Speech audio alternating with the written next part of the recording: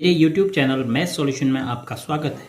यदि आपने अभी तक चैनल को सब्सक्राइब नहीं किया है तो प्लीज़ चैनल को सब्सक्राइब कर बेल आइकन का बटन जरूर प्रेस कर लें, जिससे कि गणित के किसी भी प्रश्न पर बनने वाली वीडियो अपलोड होते ही नोटिफिकेशन के द्वारा आप तक शीघ्र पहुँच जाए।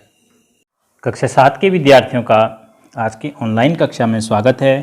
प्यारे बच्चों, आज प्रश्नावली 7.2 के प्रश्न संख्या 3, 4, 5, 6, 7 और 8 की बात हम करेंगे। किस प्रकार इन प्रश्नों का हल कर रहे हैं आप ध्यान से देखिए, और इन प्रश्नों को हल करके आप सर्वांगसम त्रिभुजों के बारे में जो मूलभूत जानकारी है उनको आसानी से जान पाएंगे, जो आपको कक्षा 9 में बहुत मदद करेगा।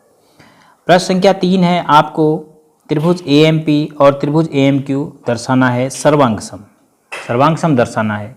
तो निम्न कारणों में रिक्त स्थानों को भरिए। जो एक कारण हैं PM QM के बराबर या कोण PMA QMA के बराबर क्यों है, उसका आपने कारण देना है। तो जैसे यहाँ पर दिया है कि PM QM के बराबर है, कारण दीजिए। तो देखिए PM QM के बराबर है, तो आपको चित्र में ही ऐसा दिया गया है, तब आप कारण लिखेंगे दिया है, क्योंकि हमें चित्र में ऐसा दिया है। फिर उसके बाद PMA बराबर QMA, कोण PMA यह कोण QMA के बराबर चित्र में ही आपको दिया है, तो इसका कारण भी लिखेंगे दिया है।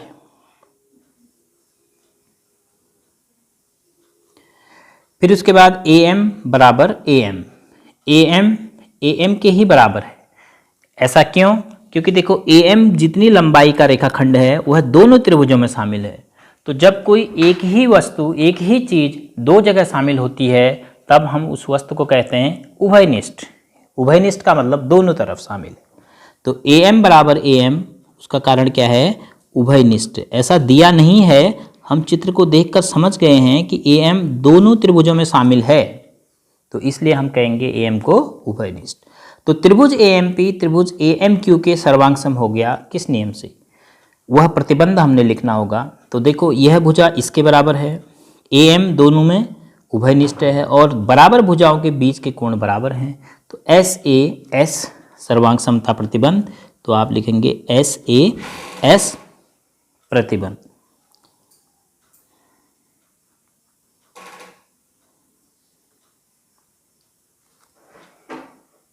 प्रश्न संख्या 4 है, त्रिभुज ABC में कोण A 30 अंश, कोण B 40 अंश और कोण C 110 अंश है। त्रिभुज PQR में कोण P 30 अंश, कोण Q 40 अंश और कोण R 110 अंश है। तो देखिए पहले हम दी गई जानकारी के आधार पर दो त्रिभुज बना लेते हैं, क्योंकि इन प्रश्नों को आप चित्र बनाकर ज़्यादा आसानी से समझ सकते हैं। तो एक हमने त्रिभुज बना लिया AB और C।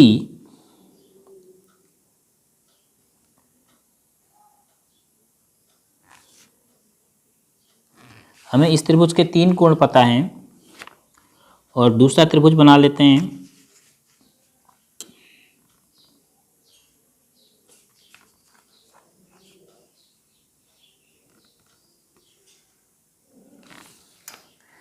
PQR। तो हमें कोण दिया है ABC, कोण A दिया है 30 अंश, कोण B दिया है 40 अंश और कोण C दिया है 110 अंश। हालांकि आपको देखने में 110 अंश का नहीं लग रहा है, लेकिन फिर भी जैसा हमें जानकारी है उसके हिसाब से हम दो चित्र बना लेते हैं। PQR में P दिया है 30 अंश, कोण Q दिया है 40 अंश और कोण R दिया है 110 अंश। तो एक विद्यार्थी ऐसा कहता है कि तीनों कोण बराबर हैं, तो AAA सर्वांग समता प्रतिबंध से त्रिभुज ABC PQR के सर्वांग सम है। क्या यह कथन सत्य है? क्यों और क्यों नहीं? यह कथन बिल्कुल भी सत्य नहीं है, क्योंकि हमने ऐसा कोई सर्वांग समता प्रतिबंध आपको नहीं बताया। AAA एक त्रिभुज के 3 कोण अलग अलग दूसरे त्रिभुज के 3 कोण के बराबर होते हैं, तो दोनों त्रिभुज सर्वांगसम होते हैं, ऐसा कोई भी प्रतिबंध नहीं है, इसलिए यह कथन असत्य है। तो यह असत्य कथन है।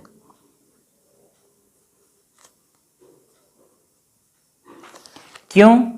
क्योंकि आप कोण बराबर रखते हुए त्रिभुजों का जो माप है, आमाप आप बढ़ा सकते हैं, घटा सकते हैं। आमाप का मतलब होता है कि साइज त्रिभुज का बड़ा और छोटा हो सकता है समान कोणों के आधार पर। तो क्यों नहीं है, तो इसमें आप सर्वांग समता के आधार पर ही लिखेंगे, क्योंकि ए सर्वांग सम त्रिभुजों का या सर्वांग सम त्रिभुजों के लिए कोई प्रतिबंध नहीं है। सर्वांग सम त्रिभुजों के लिए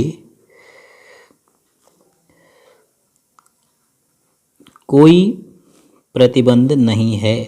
ऐसा कोई प्रतिबंध आपने नहीं पढ़ा है, और ना ही ऐसा होता है कि एक त्रिभुज के 3 कोण अलग अलग दूसरे त्रिभुज के 3 कोण के बराबर हो गए तो दोनों त्रिभुज सर्वांगसम हो जाए। ऐसा भी हो सकता है कि 30 अंश 110 अंश और 40 अंश का एक त्रिभुज 30 अंश 10 अंश 110 अंश और 40 अंश कोण वाले दूसरे त्रिभुज से आकार में, साइज में बड़ा हो सकता है या छोटा हो सकता है। तो जब साइज ही उसका छोटा बड़ा हो गया, यानी भुजाओं की माप कम ज़्यादा होगी, तो फिर वो सर्वांगसम त्रिभुज नहीं हो सकता है।